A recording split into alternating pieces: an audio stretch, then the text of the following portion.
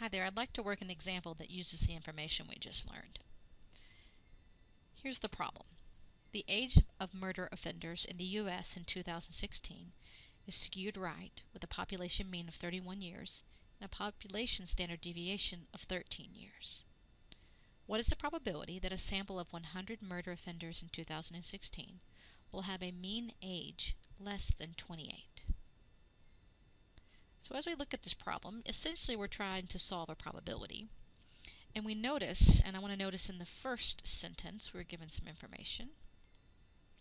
The age of the murder offenders in the U.S., again, sort of repeating what I just said, is skewed right. And what I have down here is sort of a graphic representing that.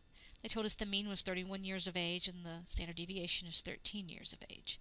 So we have it here. So we would have a little bit of an issue trying to find the probability of this per se right now because of the skewedness of this distribution. But we're in luck because the second sentence of the problem says that they are going to use a sample of 100 murder offenders. And of those 100 murder offenders, they want to find the probability that the mean age is less than 28. So they're using a statistic to summarize these 100 offenders, and that statistic is the mean. So this is the perfect situation where we can use the central limit theorem here to find this probability. Now, here again is that the picture you saw, the graph you saw on the prior slide. And what I'm showing is that because of the idea we're using 100 in our sample, we're ensured by the central limit theorem that the distribution of the sample means will be bell-shaped, and this will help us solve our problem. We're going to use the mean from our original population data. That's where ours will be centered at 31 as well. But as we learned in our previous lesson, that we're going to have to alter the standard deviation. The standard deviation of the sample means we always divide the population standard deviation, in this case 13, by the square root of the sample size, and that is 100. So it brings our standard deviation to be much smaller, which is 1.3 years. And what I did here was represent that with these tick marks that are all one standard deviation away from one another. You can see they're equally spaced at 1.3 years.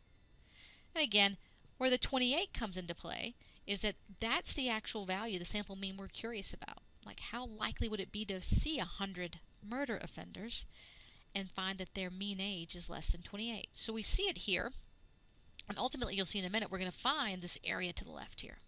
And in order to do that, we're going to use StatCrunch. So I have StatCrunch open, I'm logged in. I'm just going to bring up the spreadsheet where I can get to all my lovely useful buttons here. I'm going to hit Stat, Calculators, Normal. We're still using the normal distribution. We just got to be very kind of mindful of how we're entering in the information.